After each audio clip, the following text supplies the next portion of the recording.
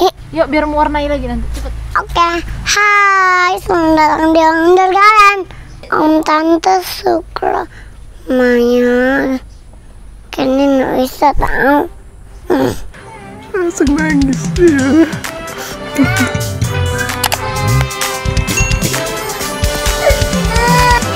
Salam satu hobi, semua bisa nanam. Orange Garden. Hai, selamat datang kembali di Orange Garden, channel yang akan bahas segala sesuatu tentang tanaman hias.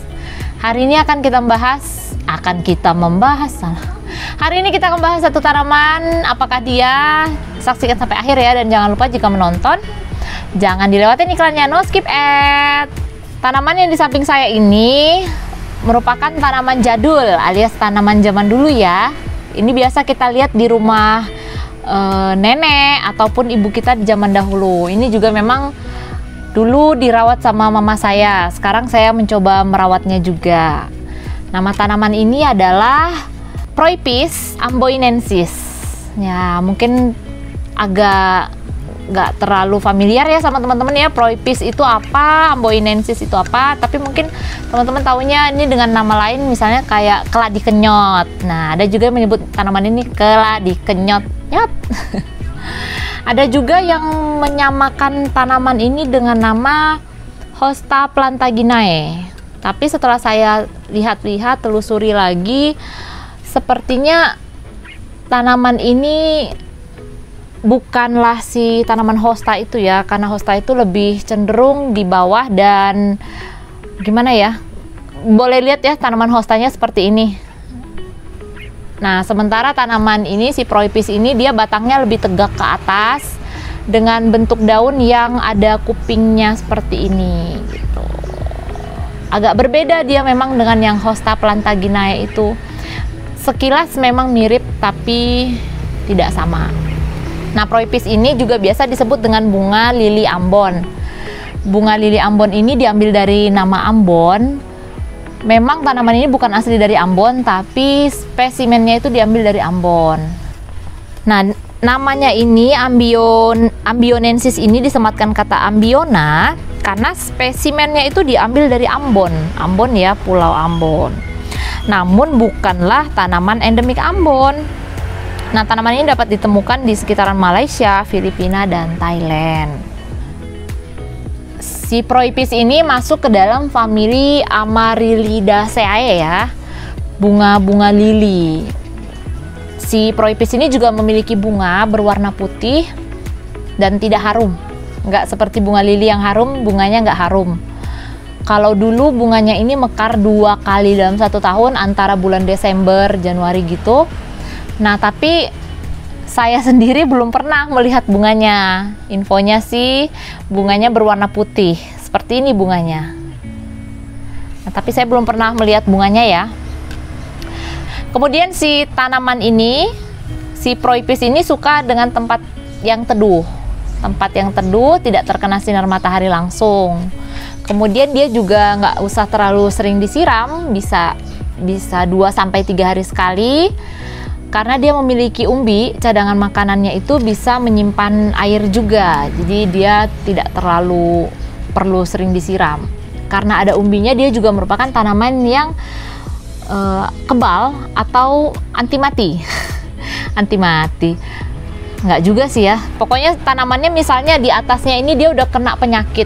Biasa penyakit yang datang ke si tanaman ini tuh daun belakangnya suka coklat-coklat. Nah, biasanya kalau daunnya udah coklat-coklat kayak gitu, untuk menanganinya bisa langsung digunting aja supaya dia nggak nyebar ke daun yang lain.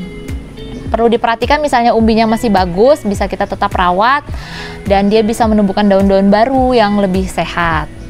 Bisa juga kita ganti media tanamnya, kita takutnya di dalam media tanamnya itu sudah ada virus atau jamurnya, jadi kita bisa menggantinya. Kemudian jika memang mendapati daun-daunnya lonyot dan hilang dari permukaan, biarkan saja. Sepanjang umbinya masih bagus, dia masih bisa bertahan hidup. Seperti itu teman-teman. Untuk perbanyakannya sendiri dia menggunakan umbi. Jadi dari dalam umbinya itu nanti kita bisa pesah-pesahkan menjadi tanaman baru. Kita lihat ya. Nah, ini teman-teman, memang si Proipis ini punya banyak sebutan ya.